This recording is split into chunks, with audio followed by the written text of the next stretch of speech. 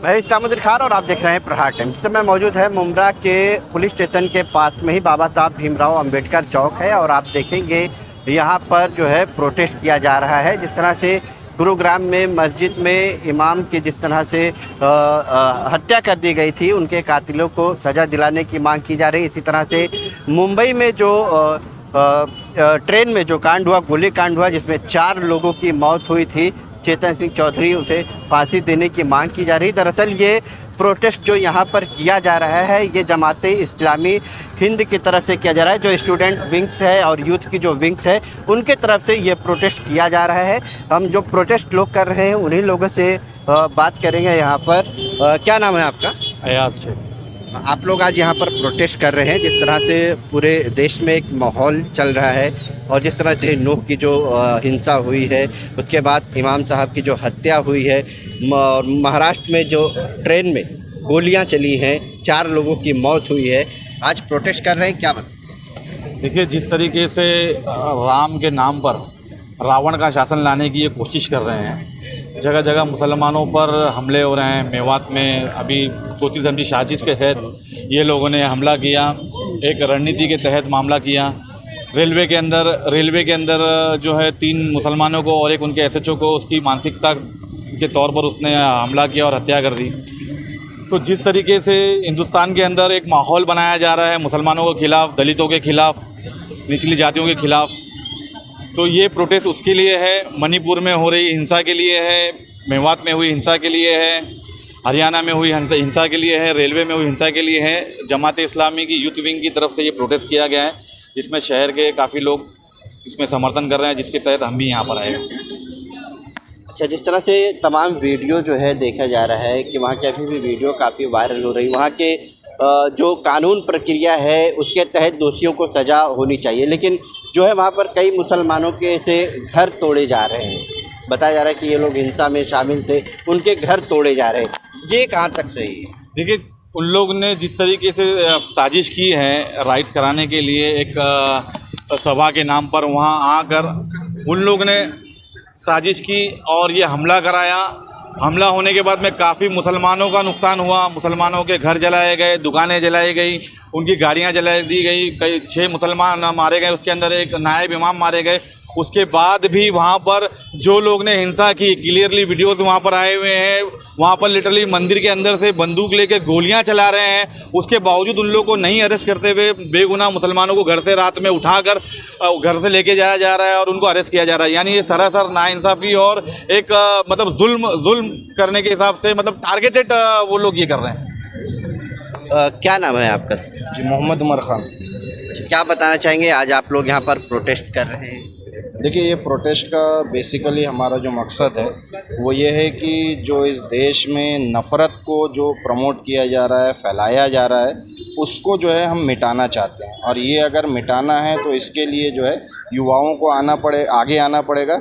और हम सब ये जानते हैं कि पूरे दुनिया में सबसे ज़्यादा अगर कहीं युवा पाए जाते हैं तो वो भारत में पाए जाते हैं। तो अगर ये युवा इस नफ़रत की राजनीति को समझता है और वो इसके ख़िलाफ़ खड़ा होता है तो देश में एक शांति का माहौल पैदा होगा और इसके ज़रिए से इस तरीके की सारी चीज़ें जो है बंद होंगी। आप देखिए कि जो 3 वाक़यात अभी जो पूरे आपको देखने को मिलेंगे, मणिपुर का जो मामला हो, जहाँ पर औरतों के साथ जिस तरीके से बदतमीज़ी और जो बदसलूकी की गई, वो भी बहुत ज़्यादा निंदनीय है। उसके बाद आप देखिए कि किस तरीके से हरियाणा में जो इंसिडेंट हुआ वो भी जो है बिल्कुल नफ़रत को फैलाने वाला काम है। और फिर उसके बाद मुंबई में जो वाक़या हुआ, ट्रेन में जो मामला पेश आया, तो आप देखिए कि एक सरकारी मुलाजिम जिसको जो है लोगों की सुरक्षा के लिए रखा गया है, वही जो है कानून को अपने हाथ में लेकर के इस किस्म के काम को अंजाम तो ऐसा बताया जा रहा है कि उसकी मानसिक स्थिति सही नहीं थी, वो पागल है, इस तरह की जो है बातें कही जा रही हैं।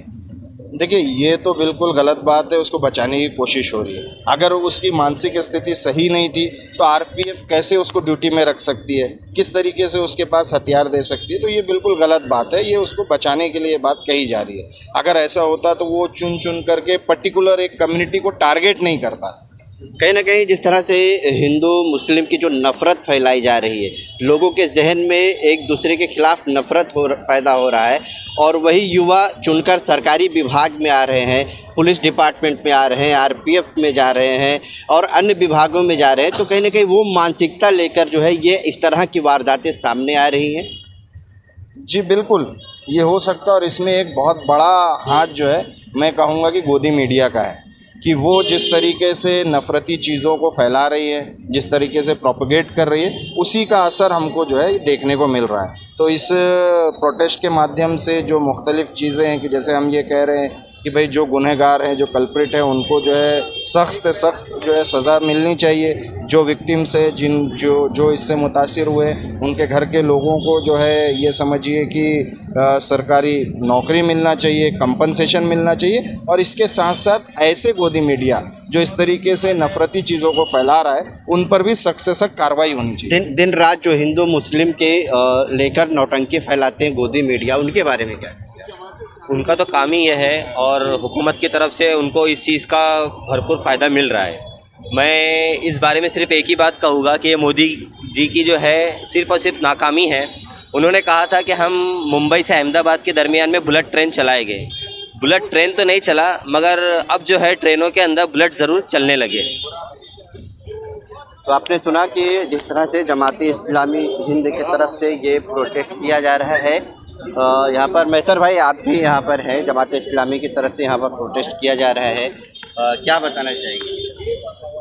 ये तो एक्चुअली पूरी गवर्नमेंट की टोटली फेलियर है, टोटली गवर्नमेंट फेलियर है। जो ये हादसा हुआ ये बहुत ही दर्दनाक है। इसके लिए आज जमात इस्लामी यूथ विंग और शहर के काफ़ी यूथ्स जो है यहाँ पे जमा हुए हैं, इसको हम लोग कंडम करते हैं। और वो पुलिस ऑफिसर नहीं बल्कि एक टेररिस्ट था, वो टेररिस्ट था, और हम चाहते हैं कि ऐसे टेररिस्ट को सख्त से सख्त सज़ा हो। और वो बताया जा रहा है कि वो पागल था। वो कहाँ से पागल लग रहा था? अगर पागल होता तो मशीन गन लिया था उसने, स्टेन गन, वो सब ऐसे मारता हो। उसने गिन गिन के चुन चुन के मारा है, उसने शक्ल देख के मारा है। तो हम तो उसे टेररिस्ट ही कहेंगे, चाहे कोई कहे ना कहे, बट हम लोग तो उसे टेररिस्ट ही कहेंगे। आप क्या कहना चाहेंगे? ये जिस तरीके से पूरे हिंदुस्तान में ये चलाया जा रहा है ट्रेंड कि आप मुसलमान को कहीं भी निहत्ता पाओ, वहाँ पर उसके साथ जो आप कर सकते हो वो हैवानियत आप करो, तो ये बंदा तब करता है जब उसको ऊपर से पूरे के पूरे राइट्स मिलते हैं, उसको फाइनेंशियल पावर मिलता है, उसको पूरा सपोर्ट मिलता है कि आपके ऊपर कोई कार्रवाई नहीं होगी, आपको कहीं अरेस्ट नहीं किया जाएगा। इसी का सबूत ये है कि ये जो बंदा मानसिंह मनोहर, ये बंदा जो है ये आज तक पुलिस को नहीं पकड़ने में आ रहा है, लेकिन ये बाकायदा जो है चैनलों पे इंटरव्यू दे रहा है। तो ये ऐसे कौन सा पावर है जिसमें पुलिस फेल हो रही है? हाँ, मोनू मानेसर जो है वो ऐसा कौन सा पावर है जिसमें पुलिस फेल हो रही है इसको पकड़ने के लिए? लेकिन जब चाहे जो है न्यूज़ चैनल वाले उसका इंटरव्यू आराम से बाकायदा बैठा कर ले पा रहे हैं। तो ये पुलिस इनको पकड़ना नहीं चाहती है या जानबूझ के नहीं पकड़ना चाहती है। तो ये बैकिंग जो दी जा रही है ना, पूरे हिंदुस्तान में माहौल ख़राब किया जा रहा है। इसका एक तरीका ये भी इनके पास है कि इनको अब देखो, इससे अगर हटाएंगे न्यूज़ चैनल की आप बात कर लोगे तो जितने पेड न्यूज़ चैनल्स हैं अगर वो हिंदू मुस्लिम पे बात नहीं करेंगे तो उनको एजुकेशन पे बात करना पड़ेगा, सवाल पूछना पड़ेगा। अगर वो हिंदू मुस्लिम पे बात नहीं करेंगे तो उनको उनके डेवलपमेंट पे बात करना पड़ेगा। और जो पेड चैनल्स है तो उनको वो राइट्स नहीं है वो सवाल पूछने का। वो ना पीएम मोदी जी से पूछ सकते हैं, ना वो सीएम से पूछ सकते हैं, चाहे वो किसी भी स्टेट के हो। अब अगर इन चीज़ों से बचना है, आवाम तो पूछेगी ना कि आपने नौकरी का वादा किया था, आपने जॉब्स का वादा किया था, आपने एजुकेशन का वादा किया था, आपने स्कूल बनाने का वादा किया था, आपने इतने सारे वादे किए थे, तो इससे बचने का तरीका क्या है? तो ये प्री प्लान जो ये लोग बैठ के डिसाइड करते हैं कि भाई इन सब सवालों से बचना है तो क्या किया जाए। तो पूरी जनता, हिंदू हो, मुसलमान हो, सिख हो, ईसाई हो, इनका ध्यान जो है वो एक तरफ डाइवर्ट किया जाता है। कहीं पर हिंदू मुस्लिम कराया जाता है, कहीं पर दंगे कराए जाते हैं, कहीं पर ये घर जलाया जाता है। इसमें मारे तो मुसलमान ही जा रहे हैं ना। अब पूरे हिंदुस्तान में हर कोने से मारे तो मुसलमान ही जा रहे हैं। हम इनको टेररिस्ट क्यों ना कहें? कसाब आया, कसाब ने आके हमारे हिंदुस्तान को नुकसान पहुंचाया, क्या किया था उसने? फायरिंग की थी, वो टेररिस्ट था। तो ये बंदा भी टेररिस्ट है, इसने क्या किया? खुलेआम फायरिंग किया, तो ये बंदा भी टेररिस्ट है। तो कसाब को जब अरेस्ट किया गया तो इसको क्यों नहीं अरेस्ट किया गया? वही सज़ा कि हम डिमांड करते हैं जो कसाब को दी गई, वही सज़ा जो इसको भी दी जाए, इसको भी टेररिस्ट बोला जाए। तो आपने सुना कि किस तरह से यहाँ मुमरा के जो ये बाबा साहब भीमराव अंबेडकर चौक है, यहाँ पर ये प्रोटेस्ट किया जा रहा है। और जिस तरह से ट्रेन में फायरिंग हुई थी, चेतन सिंह चौधरी को जो है फांसी देने की मांग यहाँ पर की जा रही है। जमात इस्लामी हिंद के यूथ विंग और की तरफ से ये प्रोटेस्ट यहाँ पर किया जा रहा है।